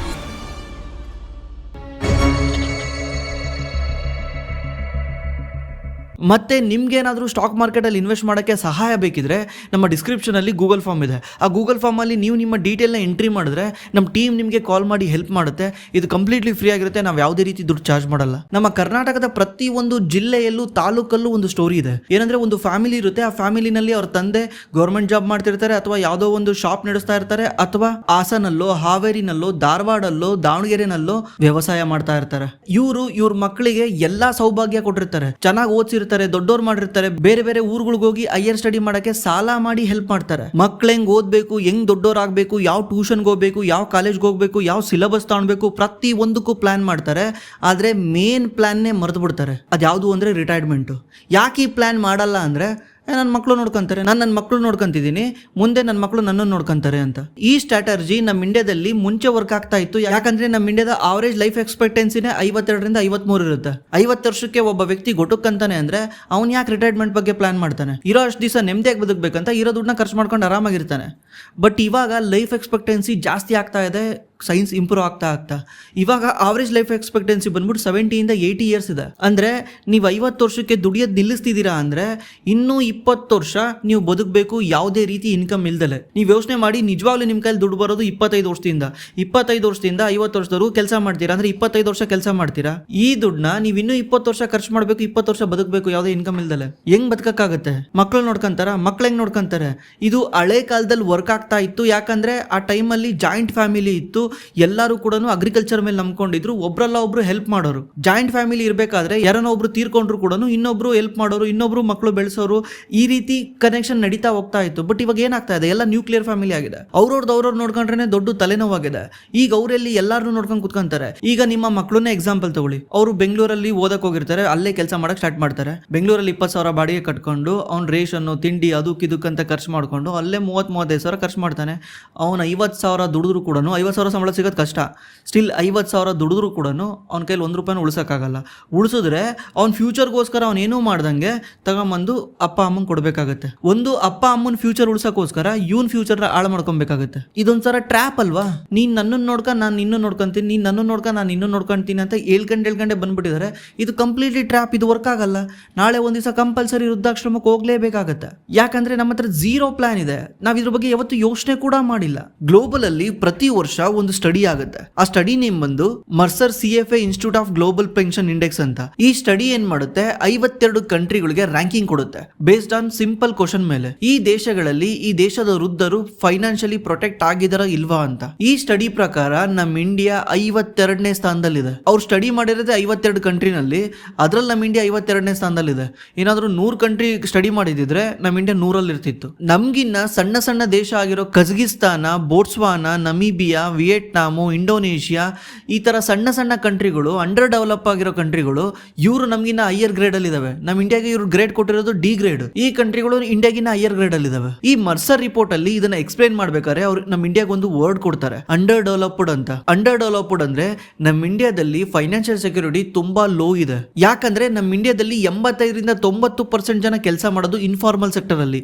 ಇನ್ಫಾರ್ಮಲ್ ಅಂದ್ರೆ ಯಾವುದಕ್ಕೆ PF ಇರಲ್ಲ, ಪ್ರಾವಿಡೆಂಟ್ ಫಂಡ್ ಇರಲ್ಲ, ESA ಇರಲ್ಲ, ಏನು ಇರಲ್ಲ, ಅಂತ ಕೆಲಸಗಳನ್ನ ಇನ್ಫಾರ್ಮಲ್ ಅಂತ ಕರೀತಾರೆ. ಅಂದ್ರೆ ಆಟೋ ಓಡಿಸೋರು ಇರ್ಬೋದು, ತರಕಾರಿ ಮಾಡೋರು ಇರ್ಬೋದು, ಯಾವುದೋ ಒಂದು ಅಂಗಡಿ ಹಾಕೊಂಡಿರೋರು ಇರ್ಬೋದು, ಚಿಲ್ಲರೆ ಅಂಗಡಿ ಹಾಕೊಂಡಿರೋರು ಇರ್ಬೋದು, ಇವರೆಲ್ಲರೂ ಇನ್ಫಾರ್ಮಲ್ ಸೆಕ್ಟರ್ ಅಲ್ಲಿ ಕೆಲಸ ಮಾಡ್ತಾರೆ. ಮತ್ತೆ ಫಾರ್ಮಲ್ ಸೆಕ್ಟರ್ ಅಲ್ಲಿ ಕೆಲಸ ಮಾಡ್ತಿರೋ 78% ಇಂಡಿಯನ್ಸ್ ಹತ್ರ ಯಾವುದೇ ರೀತಿ ಪೆನ್ಷನ್ ಸ್ಕೀಮ್ ಇಲ್ಲ. ಅವ್ರಿಗೆ ಯಾವುದೇ ರೀತಿ ಗೌರ್ಮೆಂಟ್ ಪೆನ್ಷನ್ ಕೊಡಲ್ಲ, ಮತ್ತೆ ಪ್ರೈವೇಟ್ ಕಂಪನಿಗಳು ಪೆನ್ಷನ್ ಕೊಡಲ್ಲ. 78%. ಈ 78% ಜಸ್ಟ್ ಗ್ಯಾಪ್ ಅಲ್ಲ, ಇದು ಕೊಲ್ಯಾಪ್ಸ್. ಈ ಕೊಲ್ಯಾಪ್ಸ್ ನ ಯಾರು ಅನುಭವಿಸ್ಬೇಕಂದ್ರೆ ಅವ್ರ ಮಕ್ಕಳು ಅವ್ರ ಜೀವನ ನಡೆಸ್ಕೊಂಡು ಹೋಗೋದ್ರ ಜೊತೆಗೆ ಈ ತರ ತಂದೆ ತಾಯಿ ಭಾರ ಕೂಡ ಇವ್ರು ನೋಡ್ಕೊಬೇಕು. ರಿಸರ್ಚರ್ಸ್ ಈ ತರ ಜನರೇಷನ್ ಅಲ್ಲಿ ಕ್ರಶ್ ಆಗಿರೋ ಜನಗಳಿಗೆ ಒಂದು ವರ್ಡ್ ಕೊಡ್ತಾರೆ, ಅವ್ರನ್ನ ಸ್ಯಾಂಡ್ವಿಚ್ ಜನರೇಷನ್ ಅಂತ ಕರೀತಾರೆ. ಯಾಕಂದ್ರೆ 35ರಿಂದ 54 ವರ್ಷದಲ್ಲಿ ಯಾರಿದಾರಲ್ಲ ಅವರು ಒಂದು ಇವ್ರ ಫ್ಯಾಮಿಲಿ ನೋಡ್ಕೊಬೇಕು, ಮತ್ತೆ ತಂದೆ ತಾಯಿ ಫ್ಯಾಮಿಲಿ ಕೂಡ ನೋಡ್ಕೊಬೇಕು. ಒಂದ್ ಕಡೆ ಇವ್ರ ಮಕ್ಕಳು, ಇನ್ನೊಂದ್ ಕಡೆ ಇವ್ರ ತಂದೆ ತಾಯಿ, ಇವ್ರಿಬ್ರು ಜೊತೆ ಸೇರ್ಕೊಂಡೆ ಇವರು ಸ್ಯಾಂಡ್ವಿಚ್ ಜನರೇಷನ್ ಆಗ್ಬಿಟ್ಟಿದ್ದಾರೆ. ಇದ್ರ ಬಗ್ಗೆ ಎಡಲ್ವೈಸ್ ಲೈಫ್ ಇನ್ಶೂರೆನ್ಸ್ ಒಂದು ಕೇಸ್ ಸ್ಟಡಿ ಮಾಡ್ತಾನೆ. ಅದರಲ್ಲಿ ಅವನು ಈ ತರ 4,000 ಇಂಡಿವಿಜುವಲ್ ಜೊತೆ ಸರ್ವೆ ಮಾಡ್ತಾನೆ. ಆ ಸರ್ವೆನಲ್ಲಿ ಗೊತ್ತಾಗೋದೇನಂದ್ರೆ 60% ಈ ತರ ಸ್ಯಾಂಡ್ವಿಚ್ ಜನರೇಷನ್ ಅವ್ರಿಗೆ ಅವ್ರ ಫೈನಾನ್ಷಿಯಲ್ ಫ್ಯೂಚರ್ ಮೇಲೆ ಅವ್ರಿಗೆ ಯಾವುದೇ ರೀತಿ ಕಾನ್ಫಿಡೆಂಟ್ ಇಲ್ಲ. ಇವ್ರ ಫೈನಾನ್ಷಿಯಲ್ ಫ್ಯೂಚರ್ ಮೇಲೆ ಕಾನ್ಫಿಡೆಂಟ್ ಇಲ್ಲ. ಇವ್ರ ತಂದೆ ತಾಯಿನ ಯಾವ ರೀತಿ ಸಾಕ್ತಾರೆ. ಮತ್ತೆ 2025 ಇದೇ ಸ್ಟಡಿ ಹೇಳುತ್ತೆ, ತಿಂಗಳ 1 ಲಕ್ಷ ದುಡಿತಿರೋರೇ ಹೇಳ್ತಾರೆ ನಾವು ಫೈನಾನ್ಷಿಯಲಿ ಸೆಕ್ಯೂರ್ ಇಲ್ಲ ಅಂತ. ನೀವೇ ಯೋಚನೆ ಮಾಡಿ, ವರ್ಷಕ್ಕೆ 12 ಲಕ್ಷ ದುಡಿತಿರೋರೆ ಫೈನಾನ್ಷಿಯಲಿ ಸೆಕ್ಯೂರಿಟಿ ಫೀಲ್ ಮಾಡ್ತಾ ಇಲ್ಲ, ನಮ್ಮ ಫ್ಯಾಮಿಲಿನ ನಾವು ನಡೆಸ್ಕೊಂಡು ಹೋಗಕ್ ಆಗ್ತಾ ಇಲ್ಲ ಅಂತಿದ್ದಾರೆ ಅಂದ್ರೆ ಬೇರೆಯವ್ರ ಗತಿ ಏನು? 30-40 ಸಾವಿರ ದುಡಿಯೋರ್ ಗತಿ ಗೋವಿಂದ. ಇದ್ರ ನಡುವೆ ಇನ್ನೊಂದು ಶಾಕಿಂಗ್ ಇವೆಂಟ್ ಬರುತ್ತೆ. ಈ ಇವೆಂಟ್ ಏನಾದ್ರೂ ಬಂದ್ರೆ ಎಷ್ಟೋ ಜನದ ಲೈಫು ಅಲ್ಲೋಲ ಕಲ್ಲೋಲ ಆಗೋಗುತ್ತೆ. ಯಾಕಂದ್ರೆ ಈ ಇವೆಂಟ್ಗೆ ಎಷ್ಟೋ ಜನ ಪ್ಲಾನೇ ಮಾಡಿರಲ್ಲ. ಇಂಡಿಯಾದಲ್ಲಿ ಮೆಡಿಕಲ್ ಇನ್ಫ್ಲೇಷನ್ 14% ಇದೆ. ಇದು ಏಷ್ಯಾದಲ್ಲೇನೆ ಹೈಯೆಸ್ಟ್. ಅಂದ್ರೆ 2018ರಲ್ಲಿ ನೀವು ಒಂದು ಬೇಸಿಕ್ ಇನ್ಫೆಕ್ಷನ್ಗೆ ಹಾಸ್ಪಿಟಲ್ ಹೋಗಿ ಅಡ್ಮಿಟ್ ಆದ್ರೆ 24,000 ರೂಪಾಯಿಂದ 25,000 ರೂಪಾಯಿ ಬೇಕಾಗಿರುತ್ತೆ. 2025 ಬರೋಷ್ಟೊತ್ತಿಗೆ ಇದು 65,000 ರೂಪಾಯಿಗೆ ಇನ್ಕ್ರೀಸ್ ಆಗುತ್ತೆ. ಅಂದ್ರೆ 160% ಇನ್ಕ್ರೀಸ್ ಆಗುತ್ತೆ ಜಸ್ಟ್ 4 ವರ್ಷದಲ್ಲಿ. ಮತ್ತೆ ನಮ್ಮ ಇಂಡಿಯಾದಲ್ಲಿ ಸೀನಿಯರ್ ಸಿಟಿಸನ್ ಗಳ ಎಕ್ಸ್ಪೆನ್ಸು 17.4% ಜಸ್ಟ್ ಹೆಲ್ತ್ ಕೇರ್ ಮೇಲೆ ಸ್ಪೆಂಡ್ ಮಾಡ್ತಾರೆ. ಅವ್ರ ಹತ್ರ ಏನಾದ್ರು ಸೇವಿಂಗ್ಸ್ ಇದ್ರೆ ಅಥವಾ ಏನಾದ್ರು ಪೆನ್ಷನ್ ಬರ್ತಾ ಇದ್ರೆ ಅಥವಾ ಮಕ್ಕಳೇನಾದ್ರು ದುಡ್ಡು ಕೊಡ್ತಾ ಇದ್ರೆ ಅದರಲ್ಲಿ ಆಲ್ಮೋಸ್ಟ್ ಆಲ್ ದುಡ್ಡು ಜಸ್ಟ್ ಹೆಲ್ತ್ ಕೇರ್ ಮೇಲೆ ಸ್ಪೆಂಡ್ ಆಗುತ್ತೆ. ಮತ್ತೆ ಇಂಡಿಯಾದಲ್ಲಿ 62% ಹಾಸ್ಪಿಟಲ್ ಬಿಲ್ಲು ಜನಗಳು ಅವ್ರ ಪಾಕೆಟ್ ಇಂದ ಕೊಡ್ತಾರೆ. ಯಾವುದೇ ಗೌರ್ಮೆಂಟ್ ಸ್ಕೀಮ್ ಅಲ್ಲ, ಮತ್ತೆ ಯಾವುದೋ ಹೆಲ್ತ್ ಇನ್ಶೂರೆನ್ಸ್ ಇಂದ ಅಲ್ಲ, ಜಸ್ಟ್ ಅವ್ರ ಪಾಕೆಟ್ ಇಂದ ಹಾಸ್ಪಿಟಲ್ ಬಿಲ್ ಕಟ್ತಾರೆ. ಇದರ ಅರ್ಥ ಏನ್ ಹೇಳಿ? ಆ ಪಾಕೆಟ್ ಇಂದ ಕಟ್ಟೋದು ಅವರಲ್ಲ, ಅವ್ರ ಮಗ ಕಟ್ಟಬೇಕು, ಇಲ್ಲ ಅವ್ರ ಮಗಳು ಕಟ್ಟಬೇಕು, ಅಥವಾ ಮಕ್ಕಳು ಬೇರೆ ಹತ್ರ ಎಲ್ಲ ಸಾಲ ಮಾಡಿ ಇಸ್ಕೊಂಡ್ಬರ್ಬೇಕು. ದುಡ್ಡು ಇರೋನಾದ್ರೆ ಕಟ್ತಾರೆ, ದುಡ್ಡು ಇಲ್ದವ್ರು ಏನ್ ಮಾಡ್ತಾರೆ, ಇನ್ನೊಬ್ರ ಹತ್ರ ಕೇಳಲೇಬೇಕು. ಇವಾಗ ನೀವೇ ಜಸ್ಟ್ ಒಂದು ಕಂಡೀಷನ್ ಯೋಚನೆ ಮಾಡಿ, ನಮ್ಮ ತಂದೆ ತಾಯಿ ಇರ್ತಾರ, ಅವ್ರಿಗೆ ಹುಷಾರಿಲ್ದಂಗಾದ್ರೆ ಏನಾದ್ರು ಕಿಡ್ನಿ ಪ್ರಾಬ್ಲಮ್ ಬಂದ್ರೆ ಮಿನಿಮಮ್ ಇಂಡಿಯಾದಲ್ಲಿ ಕಿಡ್ನಿದ ಏನಾದ್ರು ಪ್ರಾಬ್ಲಮ್ ಬಂದ್ರೆ 10-15 ಲಕ್ಷ ರೂಪಾಯಿ ಖರ್ಚಾಗುತ್ತೆ. ಸಡನ್ ಆಗಿ ಏನಾದ್ರು ಆದ್ರೆ ದುಡ್ಡು ಎಲ್ಲಿಂದ ತರಬೇಕು? ಏನೋ ಸೇವ್ ಮಾಡೋದು, ಎಲ್ಲೋ PF ಅಲ್ಲಿ ಇಟ್ಟಿರೋದು, SIP ಮಾಡಿರೋದು, ಫ್ಯೂಚರ್ಗಂತ ಸೇವ್ ಮಾಡೋ ದುಡ್ಡನ್ನೇ ತೆಗೆದು ಕೊಡ್ಬೇಕಾಗುತ್ತೆ. ಮತ್ತೆ ಆ ದುಡ್ಡು ಸಾಕಾಗಲ್ಲ ಅಂದ್ರೆ ಹೊರಗಡೆ ಸಾಲ ಮಾಡ್ಕೊಡ್ಬೇಕಾಗುತ್ತೆ. ಯಾರ್ದೋ ಫ್ಯೂಚರ್ ಕಾಪಾಡಕ್ ಹೋಗಿ ಇನ್ನೊಬ್ರು ಫ್ಯೂಚರ್ ಹಾಳಾಗ್ತಾ ಹೋಗುತ್ತೆ. ಯಾಕಂದ್ರೆ ಇದೆಲ್ಲ ಫೈನಾನ್ಷಿಯಲ್ ಪ್ಲಾನಿಂಗ್ ಮಾಡದಲ್ಲೇ ಇರೋ ಕಾರಣದಿಂದ. ನಾನು ಇಲ್ಲಿ ಹೇಳ್ತಾ ಇಲ್ಲ ನಮ್ಮ ತಂದೆ ತಾಯಿಗಳು ತಪ್ಪು ಮಾಡ್ತಾ ಇದ್ದಾರೆ, ಅವ್ರು ನಮ್ಮ ಮೇಲೆ ಡಿಪೆಂಡ್ ಆಗಿದ್ದಾರೆ ಅಂತ. ನಾನೇನು ಹೇಳ್ತಾ ಇದ್ದೀನಿ ಅಂದ್ರೆ ನಾವು ಮತ್ತೆ ನಮ್ಮ ಮಕ್ಕಳ ಮೇಲೆ ಡಿಪೆಂಡ್ ಆಗೋದು ಬೇಡ, ಫ್ಯೂಚರ್ ಜನರೇಷನ್ಗೆ ಹೊರೆ ಕೊಡೋದು ಬೇಡ ಅಂತ. ಒಂದು ಬೆಟರ್ ಫೈನಾನ್ಷಿಯಲ್ ಪ್ಲಾನಿಂಗ್ ಮಾಡ್ಕೊಂಡ್ರೆ ನಾವು ಆರಾಮಾಗಿರ್ಬೋದು, ಅಟ್ಲೀಸ್ಟ್ ನಾವು ಬೇರೆಯವ್ರಿಗೆ ಹೊರೆ ಆಗ್ದಂಗೆ ಬದುಕಬಹುದು. ಅದಕ್ಕೇನೆ ಫೈನಾನ್ಷಿಯಲ್ ಪ್ಲಾನಿಂಗ್ ತುಂಬಾ ಮುಖ್ಯ. ನೀವು ಫೈನಾನ್ಷಿಯಲ್ ಪ್ಲಾನಿಂಗ್ ಅಂದ್ರೆ ಇದು ಯಾವುದೋ ಬೋರಿಂಗ್ ಟಾಪಿಕ್ ಅನ್ಕೊಂಡಿರ್ತೀರಾ, ಬಟ್ ಫ್ಯೂಚರ್ ಅಲ್ಲಿ ಗೊತ್ತಾಗುತ್ತೆ ನಿಮಗೆ ಇದರಿಂದ ಏನೆಲ್ಲ ಪ್ರಾಬ್ಲಮ್ ಆಗುತ್ತೆ ಅಂತ. ರಿಯಾಲಿಟಿನ ನೀವು ಅರ್ಥನೇ ಮಾಡ್ಕೊಂತಿಲ್ಲ. ಯಾರ ಮನೇಲಿಲ್ಲ ಈ ಪ್ರಾಬ್ಲಮ್ ಹೇಳಿ? ಈ ವಿಡಿಯೋದಲ್ಲಿ ಏನಾದ್ರು 1 ಲಕ್ಷ ವ್ಯೂಸ್ ಬಂದ್ರೆ ಇದರಲ್ಲಿ 50,000 ಜನಕ್ಕಂತೂ ಈ ಪ್ರಾಬ್ಲಮ್ ಇದ್ದೇ ಇರುತ್ತೆ, ಮಿನಿಮಮ್ ಇರುತ್ತೆ. ಹಾಗಿದ್ರೆ ಇದಕ್ಕೆ ಏನ್ ಸೊಲ್ಯೂಷನ್ ಏನಂದ್ರೆ ನಾವು ಕರೆಕ್ಟ್ ಫೈನಾನ್ಷಿಯಲಿ ಪ್ಲಾನ್ ಮಾಡಬೇಕು. ಫೈನಾನ್ಷಿಯಲಿ ಪ್ಲಾನ್ ಅಂದ ತಕ್ಷಣ ಎಷ್ಟೋ ಜನಕ್ಕೆ ತುಂಬಾ ಕಾಂಪ್ಲಿಕೇಶನ್ ಅನ್ಸುತ್ತೆ, ಅಯ್ಯಪ್ಪ ನಾವೆಂಗ್ ಮಾಡೋದಪ್ಪ ಅಂತ ಅನ್ಸುತ್ತೆ. ಆಮೇಲೆ ರಿಟೈರ್ಮೆಂಟ್ ಅಂತ ಬಂದ್ರೆ ಎಷ್ಟೋ ಜನ ಅದರಿಂದ ಎದುರ್ಕೊಂತಾರೆ. ಯಾಕಂದ್ರೆ ರಿಟೈರ್ಮೆಂಟ್ ಅನ್ನೋದೇ ಒಂಥರ ಕಾಂಪ್ಲಿಕೇಶನ್ ಅನ್ಸುತ್ತೆ, ಹೆಂಗಪ್ಪ ಇದೆಲ್ಲ ಮ್ಯಾನೇಜ್ ಮಾಡೋದು ಅಂತ ತಲೆ ಕೆಟ್ಟೋಗುತ್ತೆ. ಇದ್ರ ಬಗ್ಗೆ ನಾನು ಕೂಡ ಒಂದ್ 2-3 ವಿಡಿಯೋ ಮಾಡಿದ್ದೀನಿ. ವಿಡಿಯೋ ಮಾಡಿ ಯಾವ ರೀತಿ ರಿಟೈರ್ಮೆಂಟ್ ಕ್ಯಾಲ್ಕುಲೇಟ್ ಮಾಡೋದು ಅಂತ ಕಂಪ್ಲೀಟ್ ಒಂದು ಎಕ್ಸೆಲ್ ಶೀಟ್ ಮಾಡಿದ್ದೆ. ಬಟ್ ಇದನ್ನ ತುಂಬಾ ಜನ ಯೂಸ್ ಮಾಡಿದ್ರು. ಬಟ್ ನನಗೆ ಬಂದಿರೋ ಫೀಡ್ಬ್ಯಾಕ್ ಪ್ರಕಾರ ಇದರಲ್ಲಿ ಪ್ರಾಬ್ಲಮ್ ಏನಿತ್ತಂದ್ರೆ ಎಲ್ಲರಿಗೂ ಕೂಡ ಈ ಎಕ್ಸೆಲ್ ನ ಆಕ್ಸೆಸ್ ಮಾಡೋಕ್ಕಾಗಲ್ಲ. ಎಷ್ಟೋ ಜನ ಮೊಬೈಲಲ್ಲಿ ಯೂಸ್ ಮಾಡ್ತಿರ್ತಾರೆ, ಎಲ್ಲರ ಹತ್ರ PC ಇರಲ್ಲ. PC ಇಲ್ದಿರೋ ಕಾರಣದಿಂದ ಸರಿಯಾಗಿ ಗೂಗಲ್ ಶೀಟ್ನ ಮತ್ತೆ ಈ ಎಕ್ಸೆಲ್ ಶೀಟ್ನ ಆಕ್ಸೆಸ್ ಮಾಡಕ್ ಬರಲ್ಲ. ಮತ್ತೆ ನಾವು ಯಾವ ಎಕ್ಸೆಲ್ ಶೀಟಲ್ಲಿ ಹಾಕಿರ್ತಿದ್ವಲ್ಲ ಅದರಲ್ಲೇ ರಿಕ್ವೆಸ್ಟ್ ಕೊಡ್ತಾರೆ, ಇದನ್ನ ಎಡಿಟಬಲ್ ಮಾಡಿ ಅಂತ. ಅದನ್ನ ಯೂಸ್ ಮಾಡೋಕ್ಕೂ ಎಷ್ಟೋ ಜನ ಗೊತ್ತಾಗ್ತಾ ಇರಲಿಲ್ಲ. ಅದಕ್ಕೆ ನನಗೇನು ಐಡಿಯಾ ಬಂತು ಅಂದರೆ, ಒಂದು ನೀಟಾಗಿರೋದು ಎಲ್ಲ ಪ್ರಾಬ್ಲಮ್ಗೂ ಒಂದೇ ಶೀಟಲ್ಲಿ ಸೊಲ್ಯೂಷನ್ ಸಿಗೋವಂಥದ್ದು ಯಾವ್ದಾದ್ರು ಒಂದು ವೆಬ್ಸೈಟ್ ಕ್ರಿಯೇಟ್ ಮಾಡಿದ್ರೆ ಇವ್ರು ಜಸ್ಟ್ ಅದರಲ್ಲಿ ಎಂಟ್ರಿ ಮಾಡಬೇಕು, ನಾನು ಎಷ್ಟು ವರ್ಷ ಇನ್ವೆಸ್ಟ್ ಮಾಡಬೇಕು, ನಾನು ಎಷ್ಟು ಇನ್ವೆಸ್ಟ್ ಮಾಡಬೇಕು, ಇಷ್ಟು ಜಸ್ಟ್ ಎಂಟ್ರಿ ಮಾಡಿದ್ರೆ ಎಂಟೈರ್ ಅವ್ರದ್ದು ರಿಟೈರ್ಮೆಂಟ್ ಪ್ಲಾನ್ ಆ ಪೇಜಲ್ಲಿ ಬಂದ್ಬಿಡಬೇಕು. ಈ ಥರದೊಂದು ಪ್ಲಾನ್ ಮಾಡಿ ನಾವು ಒಂದು ವೆಬ್ಸೈಟ್ ಬಿಲ್ಡ್ ಮಾಡಿದ್ದೀವಿ. ಈ ವೆಬ್ಸೈಟಲ್ಲಿ ನೀವು ಜಸ್ಟ್ ಎಷ್ಟು ಇನ್ವೆಸ್ಟ್ ಮಾಡಬೇಕು, ಯಾವಾಗ ರಿಟೈರ್ಡ್ ಆಗಬೇಕು, ಎಷ್ಟು ವರ್ಷ ಇನ್ವೆಸ್ಟ್ ಮಾಡಬೇಕು ಅಂತ ಹೇಳ್ಬಿಟ್ರೆ, ಸ್ವಲ್ಪ ಡೀಟೇಲ್ ಕೊಟ್ಬಿಟ್ರೆ ಇದು ನಿಮಗೆ ಕಂಪ್ಲೀಟ್ಲಿ ರಿಪೋರ್ಟ್ ಕೊಟ್ಬಿಡುತ್ತೆ. ಇವಾಗ ಏನಾದರೂ ನಿಮ್ಗೆ 50,000 ತಿಂಗಳ ಖರ್ಚಿಗೆ ಬೇಕಾಗಿದ್ರೆ ಇದೇ 20 ವರ್ಷ ಬಿಟ್ಟು ಎಷ್ಟು ಬೇಕಾಗುತ್ತೆ, 25 ವರ್ಷ ಬಿಟ್ಟು ಎಷ್ಟು ಬೇಕಾಗುತ್ತೆ, ಪ್ರತಿಯೊಂದು ಡೀಟೇಲ್ ಕೊಟ್ಬಿಡುತ್ತೆ. ಕನ್ಫ್ಯೂಷನ್ನೇ ಇಲ್ಲ, ಒಂದೇ ಪೇಜಲ್ಲಿ ಕಂಪ್ಲೀಟ್ ಡೀಟೇಲ್ ಸಿಕ್ಬಿಡುತ್ತೆ. ಮತ್ತೆ ನನ್ಗನ್ಸೋ ಪ್ರಕಾರ ನಾವು ದುಡ್ಡನ್ನ ಸೇವ್ ಮಾಡೋದೇನೆ ನಾಳೆ ಒಂದು ದಿವಸ ಬೇಕಾಗುತ್ತೆ, ನಾಳೆ ಒಂದು ದಿವಸಕ್ಕೆ ಬೇಕಾಗುತ್ತೆ ಅಂತ. ಅದು ಯಾವಾಗ ಅಂದರೆ ನನ್ನ ಇನ್ಕಮ್ ಸ್ಟಾಪ್ ಆದಾಗ. ನನ್ನ ಇನ್ಕಮ್ ಸ್ಟಾಪ್ ಆಗೋದು ಯಾವಾಗ ಹೇಳಿ? ನಾನು ದುಡಿಯೋದು ನಿಲ್ಲಿಸಿದಾಗ. ದುಡಿಯೋದು ನಿಲ್ಲಿಸೋದು ಯಾವಾಗ? ರಿಟೈರ್ಡ್ ಆದಾಗ. ರಿಟೈರ್ಡ್ ಅಂತಲ್ಲ, ಒಬ್ಬೊಬ್ರು ವಾಲಂಟ್ರಿಯಾಗಿ ರಿಟೈರ್ಡ್ ಆಗ್ತಾರೆ, ನನಗೆ ಸಾಕಪ್ಪ ಈ ಕೆಲಸ ಅಂತ. ಒಬ್ಬೊಬ್ಬರಿಗೆ ಜಾಬಿಂದ ಹೊರಗಾಗ್ತಾರೆ, ಮತ್ತೆ ಏನಾದರೂ ಹುಷಾರಿಲ್ದಂಗಾಗಿ ಮನೆಗಿರಬೇಕಾಗುತ್ತೆ, ಮತ್ತೆ ಕೆಲಸ ಮಾಡೋಕೆ ಏನೂ ಆಪರ್ಚುನಿಟಿಗಳೇ ಇರಲ್ಲ. ಅದು ಕೂಡ ರಿಟೈರ್ಮೆಂಟೇನೆ. ಮನುಷ್ಯ ದುಡಿಯೋದೇನೆ ನಾಳೆ ಒಂದು ದಿವಸ ಚೆನ್ನಾಗಿರಲಿ ಅನ್ನೋದಕ್ಕೋಸ್ಕರನೇ. ಅದಕ್ಕೆ ನಾನು ಇದನ್ನು ತುಂಬ ಫೋಕಸ್ ಮಾಡಿ ಬಿಲ್ಡ್ ಮಾಡಿದ್ದೀನಿ. ಈ ವಿಡಿಯೋ ನೋಡಿ ನಿಮಗೆ ಕ್ಲೀನಾಗಿ ಅರ್ಥ ಆಗುತ್ತೆ. ನಾನು ಈ ವೆಬ್ಸೈಟ್ದು ಲಿಂಕು ಕೆಳಗಡೆ ಕೂಡ ಕೊಟ್ಟಿರ್ತೀನಿ, ನೀವು ಅದನ್ನು ಈಸಿಲಿ ಆಕ್ಸೆಸ್ ಮಾಡ್ಬೋದು. ಇದು ಕಂಪ್ಲೀಟ್ಲಿ ಫ್ರೀ ಆಗಿರುತ್ತೆ, ನಾವು ಏನು ಇದಕ್ಕೆಲ್ಲ ದುಡ್ಡೆಲ್ಲ ಚಾರ್ಜ್ ಮಾಡಿಲ್ಲ. ಜನಗಳು ಯೂಸ್ ಆಗಲಿ ಅಂತ ನಾನು ಕಂಪ್ಲೀಟ್ಲಿ ಫ್ರೀಯಾಗಿ ಬಿಲ್ಡ್ ಮಾಡಿದ್ದೀನಿ. ನೋಡಿ, ಇದು ಎಂಟೈರ್ ಸ್ಕ್ರೀನ್ ಈ ಥರ ಬರುತ್ತೆ. ನೀವು ಮೊಬೈಲಲ್ಲಿ ಕೂಡ ಇದನ್ನು ಓಪನ್ ಮಾಡ್ಬೋದು, ಮೊಬೈಲಲ್ಲೂ ಕೂಡ ನೀಟಾಗಿ ಬರುತ್ತೆ. ಇಲ್ಲಿ ನೀವು ಕೆಳಗಡೆ ಬಂದ ತಕ್ಷಣ ಈ ಥರ ನಿಮಗೆ ಕ್ಯಾಲ್ಕುಲೇಷನ್ ಕೇಳ್ತಾ ಇದೆ. ಇದು ನೋಡಿ, ನೀವು ಗಾಬರಿ ಆಗಬೇಡಿ. ನೋಡಿ, ಇದರಲ್ಲಿ ನೀವು ಎಲ್ಲಾನು ಎಂಟ್ರಿ ಮಾಡೋದು ಬೇಕಾಗಿಲ್ಲ. ಒಬ್ಬೊಬ್ಬರಿಗೆ ರಿಟೈರ್ಮೆಂಟ್ನ ನೀಟಾಗಿ ಪ್ಲಾನ್ ಮಾಡಬೇಕಾಗಿರುತ್ತೆ, ಪ್ರತಿಯೊಂದು ಇನ್ಫಾರ್ಮೇಷನ್ ಪ್ರೊವೈಡ್ ಮಾಡಬೇಕಾಗಿರುತ್ತೆ. ಅದಕ್ಕೆ ಸ್ವಲ್ಪ ಜಾಸ್ತಿ ಆಪ್ಷನ್ ಕೊಟ್ಟಿದ್ದೀವಿ. ಬಟ್ ಇದು ಎಲ್ಲರಿಗೂ ಯೂಸ್ ಆಗಲ್ಲ. ನಿಮ್ಮ ನಾರ್ಮಲಿ ಎಲ್ಲರಿಗೂ ಏನು ಯೂಸ್ ಆಗುತ್ತೆ ಅಂದರೆ, ನಾನೊಂದು ಎಕ್ಸಾಂಪಲ್ ತೊಗೊಳ್ತೀನಿ. ಒಬ್ಬ ವ್ಯಕ್ತಿ ಇದ್ದಾನೆ, ಅವ್ನು ತಿಂಗಳ 10,000 ಸೇವ್ ಮಾಡ್ತಿದ್ದಾನೆ. ಏನಕ್ಕೆ ಅಂದರೆ ನಾಳೆ ನನಗೆ ಒಂದು ದಿವಸ ಇದಕ್ಕೆ ಹೆಲ್ಪ್ ಆಗಲಿ ಅಂತ 10,000 ಅಂತ ಎಂಟ್ರಿ ಮಾಡಿದವನು 10,000 SIP ಮಾಡ್ತಿದ್ದಾನೆ. ಸರಿನಾ? ಸ್ಟೆಪ್ ಅಪ್ ಅಂದರೆ ಈ 10,000 ಅವನು ಎವ್ರಿ ಇಯರ್ ಎಷ್ಟು ಇನ್ಕ್ರೀಸ್ ಮಾಡ್ಕೊಂಡು ಹೋಗ್ತಾನೆ ಅಂತ. ಈ ವರ್ಷ 10,000 ಎವ್ರಿ ಮಂತ್ ಇನ್ವೆಸ್ಟ್ ಮಾಡ್ತಿದ್ದಾನೆ. ಮುಂದಿನ ವರ್ಷ ಅದನ್ನು 10% ಜಾಸ್ತಿ ಮಾಡಿದ್ರೆ 11,000 ಇನ್ವೆಸ್ಟ್ ಮಾಡ್ತಿರ್ತಾನೆ. ಅದೇ ಪ್ರಕಾರ ಅದ್ರ ನೆಕ್ಸ್ಟ್ ಇಯರ್ ಅಂದರೆ 3 ವರ್ಷ ಬಿಟ್ಟು ಅವನು 11,000ಕ್ಕೆ 10% ಎಕ್ಸ್ಟ್ರಾ ಹಾಕೊಂಡು ಹೋಗ್ತಾ ಇರ್ತಾನೆ. ಈ ಥರ ಎವ್ರಿ ಇಯರ್ 10% ಜಾಸ್ತಿ ಮಾಡ್ಕೊಂಡು ಹೋಗಬೇಕು. ಇವಾಗೆಲ್ಲ ಆಟೋಮೇಟೆಡ್ ಬಂದ್ಬಿಟ್ಟಿದ್ದಾವೆ. ನೀವು SIPನಲ್ಲಿ ಸೆಲೆಕ್ಟ್ ಮಾಡಿದ್ರೆ ಸಾಕು, ಸ್ಟೆಪ್ ಅಪ್ ಮಾಡಬೇಕಂತ ಆಟೋಮೆಟಿಕ್ಲಿ ಅದು ಎವ್ರಿ ಇಯರ್ ಇನ್ಕ್ರೀಸ್ ಮಾಡ್ಕೊತ ಹೋಗುತ್ತೆ. ಮತ್ತು ಇವಾಗ ನಿಮ್ಮ ಏಜ್ ಎಷ್ಟು ಅಂತ ಈ ಎಕ್ಸ್ಪೆಕ್ಟೆಡ್ ರಿಟರ್ನ್ ಇದೆಯಲ್ಲ, ಇದನ್ನು ಚೇಂಜೇ ಮಾಡೋಕೆ ಹೋಗ್ಬೇಡಿ. ಮ್ಯಾಕ್ಸಿಮಮ್ 15% ಅಷ್ಟೇ, ಇದು ಅದಕ್ಕಿಂತ ಜಾಸ್ತಿ ಹೋಗೋದೇ ಇಲ್ಲ. ಅದೇ ರೀತಿ ಮಾಡಿದ್ದೀವಿ. ಯಾಕಂದರೆ ಒಬ್ಬರು 30%, 40% ಎಲ್ಲ ಲೆಕ್ಕ ಮಾಡ್ತಾರೆ. ಆ ಥರ ಎಲ್ಲ ಮಾಡೋದು ಕಂಪ್ಲೀಟ್ಲಿ ರಾಂಗ್. ಯಾಕಂದರೆ ನಾವು ಮಾರ್ಕೆಟಿಂದ ಮ್ಯಾಕ್ಸಿಮಮ್ ಅಂದರೆ ಎಷ್ಟು ರಿಟರ್ನ್ ಎಕ್ಸ್ಪೆಕ್ಟ್ ಮಾಡಬೇಕು ಅಷ್ಟೇ ಎಕ್ಸ್ಪೆಕ್ಟ್ ಮಾಡಬೇಕು. ಯಾಕಂದರೆ ಇದು ನಮ್ಮ ಜೀವನದ ಪ್ಲಾನು ಕಾಮಿಡಿ ಆಗಿರಬಾರ್ದು, ಸೀರಿಯಸ್ ಆಗಿರಬೇಕು. ಇಲ್ಲಿ ನಾವು ಎಕ್ಸ್ಪೆರಿಮೆಂಟ್ ಮಾಡೋಕೆ ಹೋಗಬಾರ್ದು. ಅದಕ್ಕೆ ನಾನು ಇಲ್ಲಿ 15% ಎಕ್ಸ್ಪೆಕ್ಟ್ ಮಾಡಲ್ಲ, 12% ಮಾತ್ರ ಎಕ್ಸ್ಪೆಕ್ಟ್ ಮಾಡ್ತೀನಿ. 12% ಮಾಡೇ ಕ್ಯಾಲ್ಕುಲೇಟ್ ಮಾಡ್ತೀನಿ. ಇದನ್ನು ಆಟೋಮೆಟಿಕ್ಲಿ 12% ಬರುತ್ತೆ. ಇದು ನೀವು 15%ಗೂ ತಗೊಂಡೋಗ್ಬೋದು, ಹೋಗಬೇಡಿ ನನ್ನ ಸಜೆಷನ್ ಪ್ರಕಾರ. ಇದು ನಿಮಗೆ ಸ್ಟಾರ್ಟಿಂಗ್ ಇಯರ್ ಕೇಳ್ತಾ ಇದೆ, ನಾನು 25 ಇಯರ್ಸ್ ಅಂತ ಹಾಕ್ತೀನಿ. ಎಷ್ಟು ವರ್ಷ ಇನ್ವೆಸ್ಟ್ ಮಾಡ್ಬೇಕಂತಿದ್ದೀರಾ? 25 ಇಯರ್ಸ್ ಮಾಡಿದ್ದೀರಾ, ಇನ್ನೂ 25 ವರ್ಷ ಮಾಡ್ಬೇಕಂತಿದ್ದೀರಾ ಅಂದರೆ 50 ವರ್ಷಕ್ಕೆ ನೀವೇನಾದರೂ ರಿಟೈರ್ಡ್ ಆಗಬೇಕಂದ್ರೆ ಇನ್ನೂ 25 ವರ್ಷ ಮಾಡಬೇಕು. ಅಥವಾ 60 ವರ್ಷಕ್ಕೆ ಮಾಡ್ತೀರಾ ಅಂದರೆ ಇನ್ನೂ 35 ವರ್ಷ ಮಾಡಬೇಕು. ನಾನು ನಾರ್ಮಲಿ 25 ವರ್ಷ ಮಾತ್ರ ತಾಣ್ತೀನಿ. ಯಾಕಂದರೆ 50 ವರ್ಷ ಈಗ ನ್ಯೂ ನಾರ್ಮಲ್ಲು ರಿಟೈರ್ಡ್ ಆಗೋಕ್ಕೆ. 60 ವರ್ಷದವರೆಗೂ ಯಾರು ಕೆಲಸ ಕೊಡಲ್ಲ ನಿಮಗೆ. 60 ವರ್ಷದವರೆಗೂ ನೀವು ಕೆಲಸ ಮಾಡ್ತೀರಾ ಅಂದರೆ. ಇದು ಪೋಸ್ಟ್ ರಿಟೈರ್ಮೆಂಟ್ ರಿಟರ್ನ್ ಅಂತ ಬರುತ್ತೆ. ಇದು ಬಂದ್ಬಿಟ್ಟು 8% ಅಂತ ಇದೆ. ಯಾಕೆ ಇದು ಕಮ್ಮಿ ಇದೆ ಅಂದರೆ, ಇವಾಗ ನಿಮಗೆ 50 ವರ್ಷ ಆಗುತ್ತೆ. 50 ವರ್ಷ ಆದಮೇಲೆ ನೀವು ತಿಂಗಳ ಇದರಿಂದ ದುಡ್ಡನ್ನ ವಿಡ್ರಾ ಮಾಡ್ತಿರ್ತೀರಾ. ತಿಂಗಳ ದುಡ್ಡನ್ನ ವಿಡ್ರಾ ಮಾಡಬೇಕಾದ್ರೆ ನೀವಿಲ್ಲಿ ಎಲ್ಲ ದುಡ್ಡು ಮಾರ್ಕೆಟಲ್ಲಿ ಇನ್ವೆಸ್ಟ್ ಮಾಡೋಕ್ಕಾಗಲ್ಲ. ಯಾಕಂದರೆ ಆ ಟೈಮಲ್ಲಿ ವಾಲಟೈಲಿಟಿ ಜಾಸ್ತಿ ಇರುತ್ತೆ. ಮಾರ್ಕೆಟಲ್ಲಿ ವಾಲಟೈಲಿಟಿ ಜಾಸ್ತಿ ಇರೋದ್ರಿಂದ ನಿಮ್ದು ಎಲ್ಲ ದುಡ್ಡು ಮಾರ್ಕೆಟಲ್ಲೇ ಇನ್ವೆಸ್ಟ್ ಮಾಡೋಕ್ಕಾಗಲ್ಲ. ಸ್ವಲ್ಪ ದುಡ್ಡನ್ನ FDಲಿ ಇಡಬೇಕಾಗುತ್ತೆ, ಸ್ವಲ್ಪ ದುಡ್ಡನ್ನ ಮಾರ್ಕೆಟಲ್ಲಿ ಇನ್ವೆಸ್ಟ್ ಮಾಡಬೇಕಾಗುತ್ತೆ, ಸ್ವಲ್ಪ ದುಡ್ಡನ್ನ ಬಾಂಡಲ್ಲಿ ಇನ್ವೆಸ್ಟ್ ಮಾಡಬೇಕಾಗುತ್ತೆ. ಈ ಥರ ನಿಮ್ಮ ದುಡ್ಡನ್ನ ಡೈವರ್ಸಿಫೈ ಮಾಡಬೇಕಾಗುತ್ತೆ. ಹಾಕಬೇಕಾಗುತ್ತೆ, ಸ್ವಲ್ಪ ದುಡ್ಡನ್ನ ಗೋಲ್ಡಲ್ಲೂ ಹಾಕಬೇಕಾಗುತ್ತೆ. ಅವಾಗ ಆವ್ರೇಜ್ ರಿಟರ್ನ್ ಬಂದ್ಬಿಟ್ಟು ಮ್ಯಾಕ್ಸಿಮಮ್ ಅಂದರೂ 8% ಅಷ್ಟೇ ಎಕ್ಸ್ಪೆಕ್ಟ್ ಮಾಡಬೇಕು. 10% ಮಾಡ್ಬೋದು, ಬಟ್ 10% ಸೇಫ್ ಅಲ್ಲ. 8% ಮಾಡೋಣ, ಜಸ್ಟ್ 8% ಮಾಡೋಣ, ಅದಕ್ಕಿಂತ ಜಾಸ್ತಿ ಮಾಡೋದೇ ಬೇಡ. ಕಂಪ್ಲೀಟ್ಲಿ ಲಾಜಿಕ್ ಆಗಿ ಯೋಚನೆ ಮಾಡೋಣ. ಇಲ್ಲಿ ಏನು ಮ್ಯಾಜಿಕ್ ನಾವು ನಂಬೋದು ಬೇಡ, ಕಂಪ್ಲೀಟ್ಲಿ ಲಾಜಿಕ್ ಯೋಚನೆ ಮಾಡೋಣ. 8% ಎಕ್ಸ್ಪೆಕ್ಟ್ ಮಾಡೋಣ. ಬೈ ಡಿಫಾಲ್ಟ್ ಇದು 8%ಗೆ ಬರುತ್ತೆ. ಮ್ಯಾಕ್ಸಿಮಮ್ ಇದನ್ನು ನೀವು 10%ಗೆ ತಗೊಂಡೋಗ್ಬೋದು, ಅದಕ್ಕಿಂತ ಮೇಲಕ್ಕೆ ತಗೊಂಡೋಗಕ್ಕೆ ಬರಲ್ಲ. ಇಲ್ಲಿ ಎಲ್ಲ ಲಾಜಿಕ್ ಆಗೇ ನಾವು ಸೆಟ್ ಮಾಡಿರೋದು. ನೀವು ಇಲ್ಲಾಜಿಕ್ ಆಗಿ ಯೂಸ್ ಮಾಡೋಕ್ಕೆ ಬರಲ್ಲ ಈ ಕ್ಯಾಲ್ಕುಲೇಟರ್ನ. ನೀವು ಇಷ್ಟು ಎಂಟ್ರಿ ಮಾಡಾದ್ಮೇಲೆ ಇಲ್ಲಿ ನಿಮಗೆ ರಿಟೈರ್ಮೆಂಟ್ ಇಯರ್ಸ್ ಅಂತ ಇದೆ. ಅಂದರೆ ಈಗ ನೀವು 25 ವರ್ಷಕ್ಕೆ ಎಂಟ್ರಿ ಆಗಿದ್ದೀರಾ, ಮತ್ತೆ 25 ವರ್ಷದವರೆಗೂ ಇನ್ವೆಸ್ಟ್ ಮಾಡ್ತೀರಾ, ಅಂದರೆ 50 ವರ್ಷಕ್ಕೆ ನೀವು ರಿಟೈರ್ಡ್ ಆಗ್ತೀರಾ. ಅಲ್ಲಿಂದ ಎಷ್ಟು ವರ್ಷ ಬದುಕ್ತೀರಾ ಅಂತ ಕೇಳ್ತಾ ಇದೆ. ನಮಗದು ಗೊತ್ತಿಲ್ಲಲ್ಲ ಎಷ್ಟು ವರ್ಷ ಬದುಕ್ತೀವಿ ಅಂತ. ನಾವು ಮ್ಯಾಕ್ಸಿಮಮ್ ಅಂದರೂ 85 ವರ್ಷ ಬದುಕ್ಬೋದಾ, ಅದಕ್ಕೆ ಇನ್ನು 35 ವರ್ಷ ನನಗೆ ಈ ದುಡ್ಡು ಬೇಕು ಅಂತ. ಇದು ನಿಮಗೆ ರಿಟೈರ್ಮೆಂಟ್ ಇಯರ್ಸ್ ಅಂದರೆ ಎಷ್ಟು ವರ್ಷ ನಿಮಗೆ ಈ ದುಡ್ಡು ಬೇಕು ರಿಟೈರ್ಡ್ ಆದಮೇಲೆ ಅಂತ. 35 ವರ್ಷ ಅಂತ ಹಾಕಿದ್ದೀವಿ.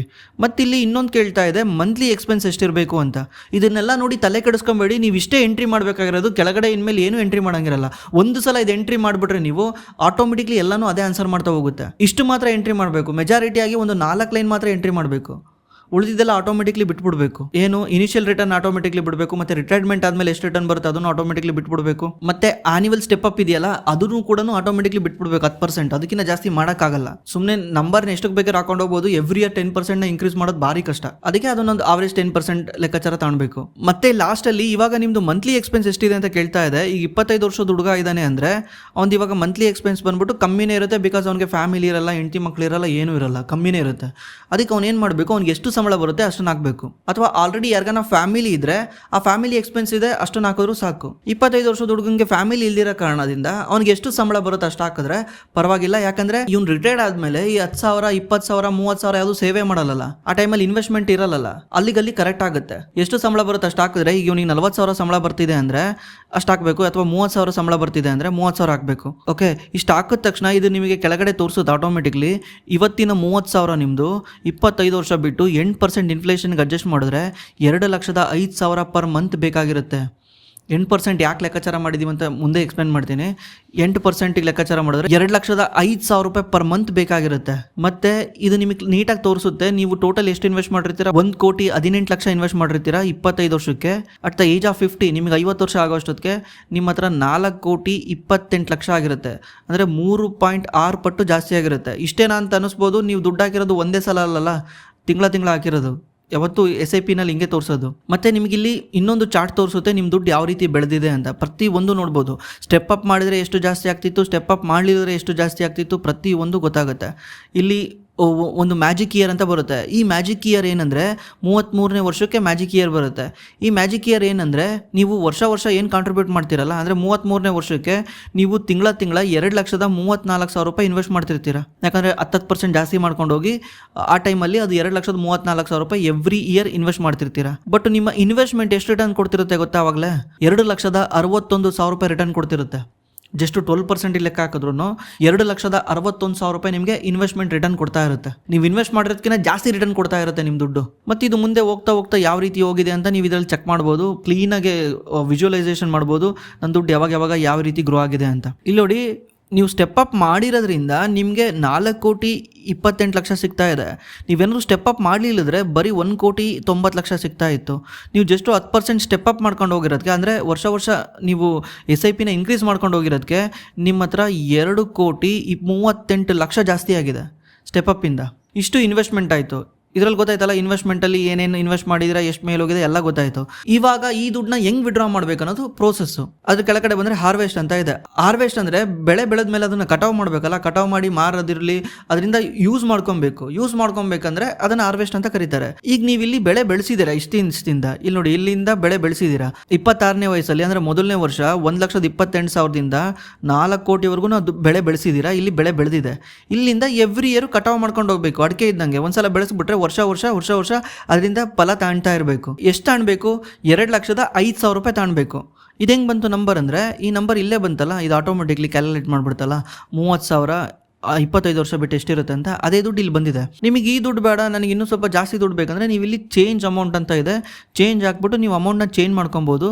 ಬಟ್ ನಾ ಇದನ್ನು ಸಜೆಸ್ಟ್ ಮಾಡಲ್ಲ, ಅದೆಷ್ಟಿರುತ್ತೋ ಅಷ್ಟಕ್ಕೆ ಬಿಡೋದೇ ಒಳ್ಳೇದು. ಓಕೆ, ಅದೆಷ್ಟಿರುತ್ತೋ ಅಷ್ಟಕ್ಕೆ ಬಿಟ್ಟರೆ ಕ್ಯಾಲ್ಕುಲೇಷನ್ ನೀಟಾಗಿರುತ್ತೆ. ಮತ್ತೆ ಇಲ್ಲಿ ಸ್ಟೆಪ್ ಆನ್ ಅಂತ ಇದೆ, ಇದನ್ನ ನೋಡಿ ಏನು ಕನ್ಫ್ಯೂಸ್ ಆಗಬೇಡಿ. ಇದೇನಂದ್ರೆ ನೀವು ಒಂದು ಸಲ ರಿಟೈರ್ಡ್ ಆದಮೇಲೆ ದುಡ್ಡನ್ನ ವಿಡ್ರಾ ಮಾಡ್ತೀರಲ್ಲ, ವಿಡ್ರಾ ಮಾಡಬೇಕಾದ್ರೂ ಕೂಡ ವರ್ಷದಿಂದ ವರ್ಷಕ್ಕೆ ನಿಮಗೆ ಎಕ್ಸ್ಪೆನ್ಸ್ ಜಾಸ್ತಿ ಆಗುತ್ತೆ. ಹೆಂಗೆ, ನೀವು ರಿಟೈರ್ಡ್ ಆಗಿರ್ತೀರ, ರಿಟೈರ್ಡ್ ಆದ ತಕ್ಷಣ 50 ವರ್ಷದಿಂದ 51 ವರ್ಷ ಆಗೋಷ್ಟೊತ್ತಿಗೆ ಟೊಮೊಟೊ, ಬೆಳ್ಳುಳ್ಳಿ, ಈರುಳ್ಳಿ ಎಲ್ಲ ಪ್ರೈಸು ಜಾಸ್ತಿ ಆಗಿರುತ್ತೆ. ಮತ್ತೆ ಮನೆ ಬಾಡಿಗೆ ಜಾಸ್ತಿ ಆಗಿರುತ್ತೆ, ಮೆಡಿಕಲ್ ಫೀಸ್ ಜಾಸ್ತಿ ಆಗಿರುತ್ತೆ, ಪ್ರತಿಯೊಂದು ಜಾಸ್ತಿ ಆಗ್ತಾ ಹೋಗ್ತಾ ಇರುತ್ತೆ.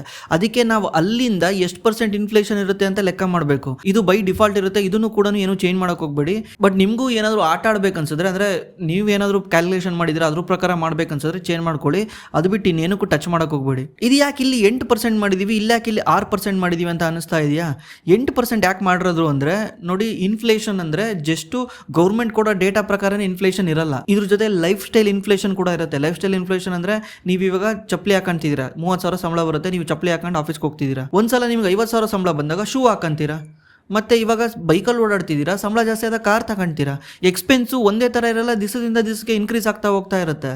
ಅದನ್ನೆಲ್ಲ ಅಡ್ಜಸ್ಟ್ ಮಾಡಿನೇ 8% ಇನ್ಫ್ಲೇಷನ್ ಇರುತ್ತೆ ಅಂತ ಹೇಳೋದು. 5% ಬಂದ್ಬಿಟ್ಟು ಒಂದು ನಾರ್ಮಲ್ ಇನ್ಫ್ಲೇಷನ್. ನಾರ್ಮಲಿ ಈಗ ನೀವು 2 BHK ಮನೇಲಿ ಇದ್ದೀರಾ, 5,000 ರೂಪಾಯಿ ಬಾಡಿಗೆ ಕೊಡ್ತಿದ್ದೀರಾ, ವರ್ಷದಿಂದ ವರ್ಷಕ್ಕೆ ಅದು ಎಷ್ಟು ಜಾಸ್ತಿ ಆಗುತ್ತೆ? 5-6% ಜಾಸ್ತಿ ಆಗುತ್ತಾ? ಇದು ಇನ್ಫ್ಲೇಷನ್ನ. ಸಡನ್ಲಿ ಇವಾಗ 3 BHK ಮನೆಗೆ ಹೋಗ್ಬಿಡ್ತೀರಾ, 3 BHK ಮನೆಗೆ ಹೋದಾಗ 5,000 ಇರೋ ನಿಮ್ಮದು ಬಾಡಿಗೆ ಸಡನ್ಲಿ 10,000 ಆಗ್ಬಿಡುತ್ತೆ, ಅಥವಾ 7-8 ಸಾವಿರ ಆಗ್ಬಿಡುತ್ತೆ. ಇದು ಜಾಸ್ತಿ ಆಯ್ತಲ್ಲ, ಅದನ್ನೇ ಲೆಕ್ಕ ಮಾಡ್ತಾರೆ, ಅದನ್ನು ಲೆಕ್ಕ ಮಾಡಬೇಕಲ್ಲ. ಆಮೇಲೆ ನಾಳೆ ಒಂದು ದಿವಸ ಅಳ್ಕೊಂಡು ಕುತ್ಕೊಂಡ್ಬಾರ್ದಲ್ಲ, ನಾನು ಏನೋ ಪ್ಲಾನ್ ಮಾಡಿದ್ದೆ, ಏನೂ ವರ್ಕ್ ಆಗಿಲ್ಲ ಅನ್ನೋಕ್ಕೆ. ಅದಕ್ಕೆ ಅದನ್ನು ಲೆಕ್ಕ ಮಾಡಿನೇ ಇನ್ಫ್ಲೇಷನ್ 8% ಇಟ್ಟಿರೋದು. 5-6% ನಾರ್ಮಲ್ ಇನ್ಫ್ಲೇಷನ್, ಒಂದು 3% ಲೈಫ್ ಸ್ಟೈಲ್ ಇನ್ಫ್ಲೇಷನ್. ನಾವು ಲೈಫ್ ಸ್ಟೈಲ್ ಜಾಸ್ತಿ ಮಾಡ್ಕೊಂತೀವಲ್ಲ, ಅದು ಇನ್ಫ್ಲೇಷನ್. ಒಂದ್ಸಲ ನೀವು ರಿಟೈರ್ಡ್ ಆಗ್ಬಿಟ್ರೆ ಅಲ್ಲಿಂದ ಲೈಫ್ ಸ್ಟೈಲ್ ಏನು ಜಾಸ್ತಿ ಮಾಡ್ಕೊಂತೀರಾ? ಮುದುಕರಾದ್ಮೇಲೆ ಏನು ಲೈಫ್ ಸ್ಟೈಲ್ ಜಾಸ್ತಿ ಮಾಡ್ಕೊಂತೀರಾ? ಅಲ್ಲಿ ಇನ್ನೇನಿರುತ್ತೆ ನಿಮ್ದು ಲೈಫ್ ಸ್ಟೈಲ್ ಜಾಸ್ತಿ ಮಾಡ್ಕೊಳೋದು? ಅಲ್ಲೇನು ಇರಲ್ಲ, ಅದಕ್ಕೆ 6%. ಸ್ವಲ್ಪ ನಿಮ್ಗೆ ಇದೆಲ್ಲ ನಂಬರ್ ನೋಡ್ಬಿಟ್ಟು ತಲೆ ಕೆಡ್ತಾ ಇರ್ಬೋದು, ತಲೆ ಕೆಡಿಸ್ಕೊಂಬೇಡಿ, ಇದನ್ನು ವಾಪಸ್ ನೋಡಿ, ಈ ಪಾರ್ಟ್ನ ನೀಟಾಗಿ ಅರ್ಥ ಆಗುತ್ತೆ. ಮತ್ತೆ ನೀವು ಸ್ವಲ್ಪ ಕೆಳಗೆ ಬಂದ ತಕ್ಷಣ ಇದು ನೀಟಾಗಿ ಹೇಳ್ಬಿಡುತ್ತೆ, ನೀವು ರಿಟೈರ್ಡ್ ಆಗ್ಬೋದಾ ಆಗಕ್ಕಾಗಲ್ವಾ ಅಂತ. ಇಲ್ಲಿ ನೋಡಿ, ಇದು ಹೇಳ್ತಾ ಇದೆ, ಈ ವ್ಯಕ್ತಿ ಯಾರು ಸ್ಟಾರ್ಟ್ ಮಾಡಿದ್ನಲ್ಲ ಅವನು ರಿಟೈರ್ಡ್ ಆಗೋಕ್ಕಾಗಲ್ಲ ಅಂತ. ಯಾಕಂದರೆ ಇವನ್ ಕಾರ್ಪಸ್ 73ನೇ ವರ್ಷಕ್ಕೇ ಖಾಲಿ ಆಗಿ ಹೋಗ್ಬಿಡುತ್ತೆ. ಅಂದರೆ ಕಾರ್ಪಸ್ ಅಂದ್ರೆ ಏನು? ದುಡ್ಡು. 35 ವರ್ಷ 50 ವರ್ಷ ಆದಮೇಲೆ ಇನ್ನೂ 35 ವರ್ಷ ಬದುಕಬೇಕಂತ ಪ್ಲಾನ್ ಮಾಡಿರ್ತಾನಲ್ಲ, ಅದರಲ್ಲಿ 23 ವರ್ಷ ಅಷ್ಟೊತ್ತಿಗೆ ಈ ದುಡ್ಡೆಲ್ಲ ಖಾಲಿ ಹೋಗ್ಬಿಡುತ್ತೆ. ಇನ್ನು 12 ವರ್ಷ ಇವನ ಹತ್ರ ಯಾವುದೇ ರೀತಿ ದುಡ್ಡು ಇಲ್ದಂಗೆ ಆಗುತ್ತೆ. ಇವನೇನಾದರೂ ಲೈಫ್ ಲಾಂಗ್ ಬದುಕಬೇಕಂದ್ರೆ ಇವನು 3,741 ರೂಪಾಯಿ SIP ಜಾಸ್ತಿ ಮಾಡಬೇಕಂತ ಇದು ಹೇಳ್ತಾ ಇದೆ, ಆಕ್ಷನ್ ಹೇಳ್ತಾ ಇದೆ, ಇದನ್ನು ಜಾಸ್ತಿ ಮಾಡಬೇಕು ಅಂತ. ಮತ್ತೆ ಸ್ವಲ್ಪ ಕೆಳಗೆ ಬಂದರೆ ಇದು ಚಾರ್ಟ್ ಪ್ರಕಾರ ತೋರಿಸುತ್ತೆ ಎಲ್ಲಿ ಏನು ಮಿಸ್ ಆಗ್ತಾ ಇದೆ ಅಂತ. ನೋಡಿ, ಇಲ್ಲಿ ಇನ್ವೆಸ್ಟ್ ಮಾಡ್ಕೊಂಡು ಹೋಗ್ತಾ ಇರ್ತಾನೆ, ಹಿಂಗೆ 50 ವರ್ಷ ಆದಮೇಲೆ ರಿಟೈರ್ಡ್ ಆಗ್ತಾನೆ, ಇಲ್ಲಿ 50 ವರ್ಷ ಆದಮೇಲೆ ರಿಟೈರ್ಡ್ ಆಗ್ತಾನೆ, ಇಲ್ಲಿಂದ ತಿಂಗಳ ದುಡ್ಡು ವಿಡ್ರಾ ಮಾಡ್ಕೊಂಡು ಹೋಗ್ತಾ ಇರ್ತಾನೆ. ಬಟ್ ಇಲ್ಲಿಂದ ಏನಾಗ್ಬಿಡುತ್ತೆ, ವಿಡ್ರಾ ಮಾಡೋದು ಜಾಸ್ತಿ ಆಗ್ಬಿಡುತ್ತೆ. ಯಾಕಂದರೆ ಇನ್ಫ್ಲೇಷನ್ ಜಾಸ್ತಿ ಆಗ್ತಿರೋದ್ರಿಂದ ತಿಂಗಳ ವಿಡ್ರಾ ಮಾಡೋದು ಜಾಸ್ತಿ ಆಗ್ತಿರುತ್ತೆ, ರಿಟರ್ನ್ ಬರೋದು ಕಮ್ಮಿ ಇರುತ್ತೆ. ಅವಾಗ ಏನಾಗುತ್ತೆ, ದುಡ್ಡು ನಿಧಾನಕ್ಕೆ ಕೆಳಗೆ ಬೀಳ್ತಾ ಹೋಗುತ್ತೆ. 73 ವರ್ಷದಷ್ಟೊತ್ತಿಗೆ ಈ ದುಡ್ಡು ಕಂಪ್ಲೀಟ್ಲಿ ಖಾಲಿಯಾಗಿ ಹೋಗ್ಬಿಡುತ್ತೆ. ಅದಕ್ಕೆ ಇವನು ಏನು ಮಾಡಬೇಕು, 13,741 ರೂಪಾಯಿ SIP ಮಾಡಬೇಕು. ಇಲ್ಲಿದೆ ನೋಡಿ, 10,000 SIP ಮಾಡೋದಕ್ಕಿಂತ 13,741 ರೂಪಾಯಿ ಜಾಸ್ತಿ ಮಾಡಿಬಿಟ್ರೆ ಹಿ ಕ್ಯಾನ್ ಸಸ್ಟೈನ್ ಅಂತ, ಈಸಿಲಿ ರಿಟೈರ್ಡ್ ಆಗ್ಬೋದು ಅಂತ. ಯಾವುದೋ ಒಬ್ಬ 25 ವರ್ಷದ ಹುಡುಗ 30,000 ದುಡಿತಿದ್ದಾನೆ ಅಂದರೆ ಅವ್ನು ತಿಂಗಳ 13,000 ರೂಪಾಯಿ SIP ಮಾಡಿದ್ರೆ ಈ 30,000 ದುಡಿಮೆನ ಅವ್ನು 50 ವರ್ಷ ಆದಮೇಲೆ ಅವ್ನು ಲೈಫ್ ಲಾಂಗ್ ತಗೊಳ್ಬೋದು. ಲೈಫ್ ಲಾಂಗ್ ಅವನಿಗೆ ಆ ದುಡ್ಡು ಸಿಗ್ತಾ ಹೋಗುತ್ತೆ. ಅದೇ ಇದು ಪ್ಲಾನ್. ನೋಡಿ, ಈಗ ನಾವು ಇಲ್ಲಿ ತೋರಿಸ್ತಾ ಇದೆ 75 ವರ್ಷಕ್ಕೆ ಇದು ಡಿಪ್ಲೀಟ್ ಆಗಿಬಿಡುತ್ತೆ ಅಂತ ತೋರಿಸ್ತಾ ಇದೆ. ಅದಕ್ಕೆ ನಾವೀಗ ಏನು ಮಾಡೋಣ, 13,741 ಜಾಸ್ತಿ ಮಾಡೋಣ. ನೀಟಾಗಿ ಇದು ಮಾಡೋದು ಇದ್ರಲ್ಲಿ ಕಷ್ಟ, 14,000 ಮಾಡ್ಬಿಡೋಣ. ಓಕೆ, ಇವಾಗ ನೋಡಿ, your corpus last the full 35 years of the retirement. ನೀವು ಇಷ್ಟು ದುಡ್ಡನ್ನ ಅಂದರೆ 1,81,00,000 ನಿಮ್ಮ ಫ್ಯಾಮಿಲಿಗೆ ಬಿಟ್ಟೋಗ್ಬೋದು. ಯಾಕಂದರೆ ನೀವಿಲ್ಲಿ ಖಾಲಿ ಮಾಡ್ತಿರ್ತೀರಲ್ಲ, ಅದು ಫುಲ್ ಖಾಲಿ ಆಗಲ್ಲ. 85 ವರ್ಷಕ್ಕೆ ನೀವು ಸತ್ತೋಗ್ಬಿಟ್ರೆ 1,81,00,000 ನೀವು ನೆಕ್ಸ್ಟ್ ನಿಮ್ಮ ಫ್ಯಾಮಿಲಿಗೆ ಬಿಟ್ಟೋಗ್ಬೋದು. ಇದು ಕಂಪ್ಲೀಟ್ಲಿ ಪ್ಲ್ಯಾನ್. ಮತ್ತೆ ಸ್ವಲ್ಪ ಕೆಳಗೆ ಬಂದರೆ ಇದು ಅಡ್ಜಸ್ಟ್ ಮಾಡಿ ಹೇಳುತ್ತೆ ಮ್ಯಾನೇಜಬಲ್ ಮಾಡ್ಬೋದಾ ಅಥವಾ ಮ್ಯಾನೇಜ್ ಮಾಡೋಕ್ಕೆ ಆಗಲ್ವಾ ಅಂತ. ಇಲ್ಲಿ ಹೇಳ್ತಾ ಇದೆ ಮ್ಯಾನೇಜ್ ಮಾಡ್ಬೋದು ಅಂತ. ಇಲ್ಲಿ ನೀವು ಎವ್ರಿ ಮಂತ್ ವಿಡ್ರಾ ಮಾಡ್ತಿರೋದು 2,05,000 ರೂಪಾಯಿ.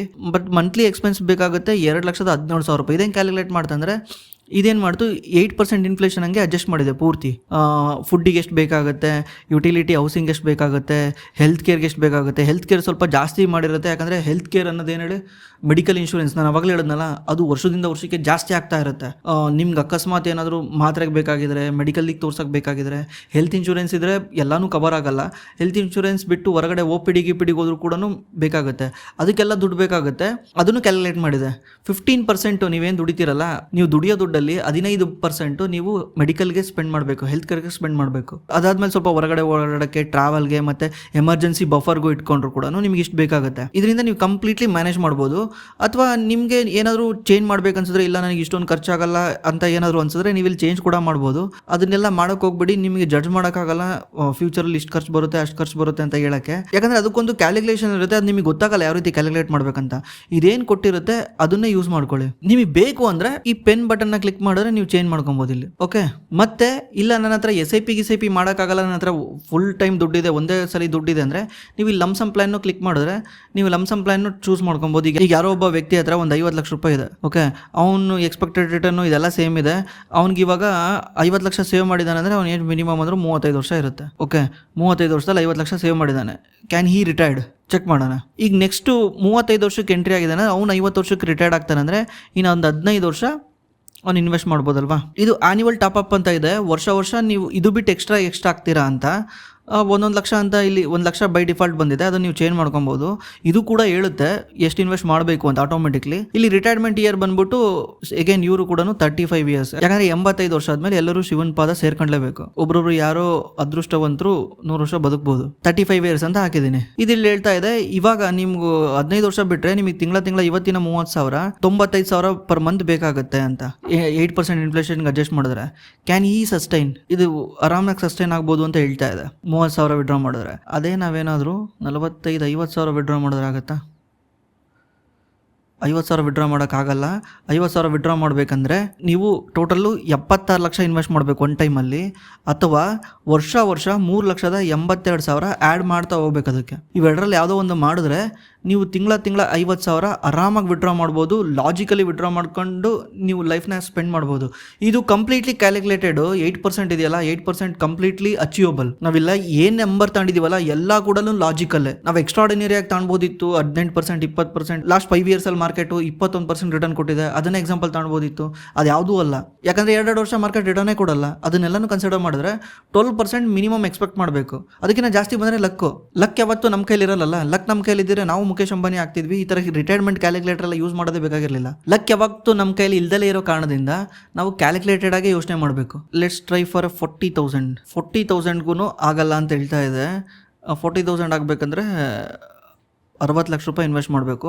ವರ್ಷ 1,39,000 ರೂಪಾಯಿ ಇನ್ಕ್ರೀಸ್ ಮಾಡ್ಕೊಂಡು ಹೋಗಬೇಕು. ಒಂದು ಇದನ್ನು ಮಾಡ್ಬೋದು, ಇಲ್ಲ 50 ಲಕ್ಷದ ಮೇಲೆ ಎವ್ರಿ ಇಯರು 2,39,000 ರೂಪಾಯಿ ಟಾಪ್ ಅಪ್ ಮಾಡ್ತಾ ಹೋಗ್ಬೇಕು, ಇನ್ಕ್ರೀಸ್ ಮಾಡ್ಕೊತಾ ಹೋಗಬೇಕು. ಆವಾಗ ನಾವು ರಿಟೈರ್ಡ್ ಆಗ್ಬೋದು. ಇಲ್ಲಿ ನೋಡಿ, ಇಲ್ಲೂ ಕೂಡ ತೋರಿಸುತ್ತೆ ಇದು ಯಾವ ರೀತಿ ನಿಮ್ಮ ದುಡ್ಡು ಖಾಲಿ ಆಗ್ತಾ ಹೋಗುತ್ತೆ over A period of time. Every year on year ಯಾವ ರೀತಿ ಇರುತ್ತೆ, ನಿಮ್ಮ ಕಾರ್ಪಸ್ ಹೆಂಗೆ ಖಾಲಿ ಆಗ್ತಾ ಹೋಗುತ್ತೆ ನೀಟಾಗಿ ಗ್ರಾಫ್ ಮುಖಾಂತರ ತೋರಿಸುತ್ತೆ. 79ನೇ ಇಯರ್ಗೆ ನಿಮ್ಮ ದುಡ್ಡು ಖಾಲಿ ಆಗಿಬಿಡುತ್ತೆ. 85ನೇ ವರ್ಷದವರೆಗೂ ನಿಮ್ಮ ಹತ್ರ ದುಡ್ಡೇ ಇರಲ್ಲ. ಅದಕ್ಕೆ ಏನು ಮಾಡಬೇಕಂದ್ರೆ ಈ 50 ಲಕ್ಷನ 1 ಕೋಟಿ ಮಾಡಿದ್ರೆ ನಾವು ತಿಂಗಳ 60,000 ಬೇಕಾದ್ರೂ ವಿಡ್ರಾ ಮಾಡ್ಬೋದು, ಆರಾಮ್ಸೆ ಮಾಡ್ಬೋದು. 65,000 ಮಾಡೋಣ ನೋಡಿ, ಸ್ಮಾಲ್ ಬೂಸ್ಟ್ ಅಂತ ಹೇಳ್ತಾ ಇದೆ ಇದು. ಇನ್ನೊಂದು 1 ಲಕ್ಷ ಹಾಕಿದ್ರೆ 65,000 ಕೂಡ, ಅಂದರೆ 1 ಕೋಟಿ 1 ಲಕ್ಷ ಹಾಕಿದ್ರೆ 65,000 ಕೂಡ ನಾವು ಮಂತ್ಲಿ ವಿಡ್ರಾ ಮಾಡ್ಬೋದು. ಸೇಮ್ ಇದು ಕೂಡ ಅದೇ ರೀತಿ ವರ್ಕ್ ಆಗುತ್ತೆ. ಮತ್ತು ಇದರಲ್ಲಿ ನಿಮಗೇನಾದರೂ ಹೆಲ್ಪ್ ಬೇಕಿದ್ರೆ, ಇದನ್ನು ಹೆಂಗೆ ಬಿಲ್ಡ್ ಮಾಡೋದು, ಯಾವ ರೀತಿ ಇದನ್ನು ರಿಯಲ್ ಲೈಫಲ್ಲಿ ಅಪ್ಲೈ ಮಾಡ್ಕೊಳೋದು, ಏನಾದರೂ ಹೆಲ್ಪ್ ಬೇಕಿದ್ರೆ ನೀವು ನಮ್ಮ ಟೀಮಿಗೆ ಕಾಂಟ್ಯಾಕ್ಟ್ ಮಾಡ್ಬೋದು. ಕಾಂಟ್ಯಾಕ್ಟ್ ಇಲ್ಲೇ ಇರುತ್ತೆ, ಜಸ್ಟ್ ಕ್ಲಿಕ್ ಮಾಡಿದ್ರೆ ಕಾಲ್ ಹೋಗುತ್ತೆ. ಅಥವಾ ನೀವು ಗೂಗಲ್ ಫಾರ್ಮ್ ಫಿಲ್ ಮಾಡಿದ್ರೆ ಅವ್ರು ನಿಮಗೆ 24 hours ಒಳಗೆ ನಿಮಗೆ ಕಾಲ್ ಮಾಡ್ತಾರೆ. ಇಲ್ಲಿ ನೀವು ಸೆಲೆಕ್ಟ್ ಮಾಡ್ಕೊಬೋದು ನಿಮ್ಗೆ ಏನಕ್ಕೆ ಬೇಕಾಗಿದೆ ಅಂತ. ಜಸ್ಟ್ ನೀವೇನಾದ್ರು SIP ಸ್ಟಾರ್ಟ್ ಮಾಡೋದಿದ್ರೆ ನೀವು ಈ ಥರ SIP ನಾನು ಇವಾಗ ಸ್ಟಾರ್ಟ್ ಮಾಡ್ತಾ ಇದ್ದೀನಿ, ನನಗೆ ಹೆಲ್ಪ್ ಮಾಡಿ ಅಂತ ಹೇಳ್ಬೋದು. ಅಥವಾ ನಿಮ್ಗೆ ಹತ್ರ ಆಲ್ರೆಡಿ SIP ಇದ್ದರೆ ನಾನು ಆಲ್ರೆಡಿ SIP ಬಿಲ್ಡ್ ಮಾಡಿದ್ದೀನಿ, ಇನ್ನೂ ಏನು ಮಾಡ್ಬೋದು ಆಪ್ಟಿಮೈಸ್ ಮಾಡೋಕ್ಕೆ ಕೇಳ್ಬೋದು. ಮತ್ತು ನಿಮ್ಮ ಹತ್ರ ಏನಾದರೂ ಒಂದು 10 ಲಕ್ಷ ಲಮ್ಸಮ್ ಇದ್ರೂ ಕೂಡ ನೀವು ಕಾಂಟ್ಯಾಕ್ಟ್ ಮಾಡಿ ಕೇಳ್ಬೋದು. ಅಥವಾ ನೀವೇನಾದ್ರು HNI ಆಗಿದ್ರೆ ಇನ್ನೂ ಇದನ್ನು ಯಾವ ರೀತಿ ಆಪ್ಟಿಮೈಸ್ ಮಾಡ್ಬೋದು ಅಂತಲೂ ನೀವು ಕಾಂಟ್ಯಾಕ್ಟ್ ಮಾಡ್ಬೋದು. ನಿಮ್ಮ ನೇಮು ಮತ್ತು ಮೊಬೈಲ್ ನಂಬರ್ ಎಂಟ್ರಿ ಮಾಡಿ ಫ್ರೀ ಕನ್ಸಲ್ಟೇಷನ್ನ ಬುಕ್ ಮಾಡ್ಬೋದು. ಇದು ಕಂಪ್ಲೀಟ್ಲಿ ಫ್ರೀ ಆಗಿರುತ್ತೆ, ನಾವು ಯಾವುದೇ ರೀತಿ ದುಡ್ಡು ಚಾರ್ಜ್ ಮಾಡಲ್ಲ. ಮತ್ತು ಇದೇನಾದರೂ ನಿಮಗೆ ಯೂಸ್ಫುಲ್ ಅನ್ಸಿದ್ರೆ ದಯವಿಟ್ಟು ಈ ವಿಡಿಯೋನ ಲೈಕ್ ಮಾಡಿ ಮತ್ತು ಕೆಳಗಡೆ ಕಾಮೆಂಟ್ ಮಾಡಿ. ಮತ್ತು ನನಗೆ ಬೇರೆ ಥರ ಕ್ಯಾಲ್ಕುಲೇಟರ್ನ ಬಿಲ್ಡ್ ಮಾಡಬೇಕಂತ ಇಷ್ಟ ಇದೆ. ಸಿಂಪಲ್ ಕ್ಯಾಲ್ಕುಲೇಟರ್ ಅಲ್ಲ, ಈಗ ಯಾರಿಗೋ ಒಬ್ರಿಗೆ ಮನೆ ತಾಣಬೇಕಂತ ಇರುತ್ತೆ. ಆ ಮನೆ ತಾಣಕ್ಕೆ ನಾವೆಲ್ಲ ಏನು ಪ್ಲ್ಯಾನ್ ಮಾಡ್ಬೋದು, ಲೈಕ್ ಕಂಪ್ಲೀಟ್ಲಿ ಈ ಥರ 1 ಪೇಜ್ ಪೂರ್ತಿ 2 ಪೇಜ್ ಪೂರ್ತಿ ನಮಗೆ completely step by step guide ಬೇಕು. ಆ ಥರದ್ದು ಕ್ಯಾಲ್ಕುಲೇಟ್ ಬಿಲ್ಡ್ ಮಾಡಬೇಕಂತ ಐಡಿಯಾ ಇದೆ. Over A period of time ಮಾಡ್ತಾ ಹೋಗ್ತೀವಿ, ಅದಕ್ಕೆ ನಿಮ್ಮ ಸಪೋರ್ಟ್ ಬೇಕು. ದಯವಿಟ್ಟು ಸಪೋರ್ಟ್ ಮಾಡಿ. ಈ ವಿಡಿಯೋನ ಲೈಕ್ ಮಾಡಿ, ನಿಮ್ಗೆ ಏನು ಇಷ್ಟ ಆಯಿತು ಅಂತ ಕೆಳಗಡೆ ಕಮೆಂಟ್ ಮಾಡಿ. ಮತ್ತೆ ಈ ಥರ ಕ್ಯಾಲ್ಕುಲೇಟರ್ ನೀವೆಲ್ಲೂ ನೋಡೋಕ್ಕೆ ಚಾನ್ಸ್ ಇಲ್ಲ, ಎಲ್ಲ ಕಾಂಪ್ಲಿಕೇಶನ್ ಮಾಡಿರ್ತಾರೆ. ಅದನ್ನು ಎಷ್ಟೋ ನಾರ್ಮಲ್ ಜನಕ್ಕೆ ಅರ್ಥ ಆಗಲಿಲ್ದಂಗೆ ಮಾಡಿರ್ತಾರೆ. ಯಾಕಂದರೆ ಬಿಲ್ಡ್ ಮಾಡೋರಿಗೆ, ಸಾಫ್ಟ್ವೇರ್ ಇಂಜಿನಿಯರ್ಗಳಿಗೆ ಅದನ್ನು ಯೂಸ್ ಮಾಡೋದು ಹೆಂಗೆ ಅಂತ ಗೊತ್ತಿರಲ್ಲ, ಪ್ರಾಬ್ಲಮ್ ಏನಂತ ಗೊತ್ತಿರಲ್ಲ. ಅದರಿಂದ ಆ ಥರ ಪ್ರಾಬ್ಲಮ್ ಆಗಿರುತ್ತೆ. ಇದನ್ನು ನಾವೇ ಡೆವಲಪರ್ ಪಕ್ಕ ಕೂತ್ಕೊಂಡು ಬಿಲ್ಡ್ ಮಾಡಿರೋದ್ರಿಂದ ಇದು ಜನಗಳ ಪ್ರಾಬ್ಲಮ್ನ ಅರ್ಥ ಮಾಡ್ಕೊಂಡು ಬಿಲ್ಡ್ ಮಾಡಿರೋದು. ಈ ಥರ ನಿಮ್ಗೆ ಎಲ್ಲೂ ಸಿಗೋಕ್ಕೆ ಚಾನ್ಸೇ ಇಲ್ಲ. ಸಿಕ್ಕರೆ ದಯವಿಟ್ಟು ಕೆಳಗಡೆ ಲಿಂಕ್ ಹಾಕಿ ನೋಡೋಣ, ನಾನು ನೋಡ್ತೀನಿ. ದಯವಿಟ್ಟು ಇದನ್ನು ಯೂಸ್ ಮಾಡ್ಕೊಳ್ಳಿ. ಮತ್ತು ನಿಮ್ಗೇನಾದರೂ ಸ್ಟಾಕ್ ಮಾರ್ಕೆಟಲ್ಲಿ ಇನ್ವೆಸ್ಟ್ ಮಾಡೋಕ್ಕೆ ಸಹಾಯ ಬೇಕಿದ್ರೆ ನಮ್ಮ ಡಿಸ್ಕ್ರಿಪ್ಷನಲ್ಲಿ ಗೂಗಲ್ ಫಾರ್ಮ್ ಇದೆ. ಆ ಗೂಗಲ್ ಫಾರ್ಮಲ್ಲಿ ನೀವು ನಿಮ್ಮ ಡೀಟೇಲ್ನ ಎಂಟ್ರಿ ಮಾಡಿದ್ರೆ ನಮ್ಮ ಟೀಮ್ ನಿಮಗೆ ಕಾಲ್ ಮಾಡಿ ಹೆಲ್ಪ್ ಮಾಡುತ್ತೆ. ಇದು ಕಂಪ್ಲೀಟ್ಲಿ ಫ್ರೀ ಆಗಿರುತ್ತೆ. ನಾವು ಯಾವುದೇ ರೀತಿ ದುಡ್ಡು ಚಾರ್ಜ್ ಮಾಡಲ್ಲ. Thanks for watching. ಮತ್ತೆ ಸಿಗೋಣ.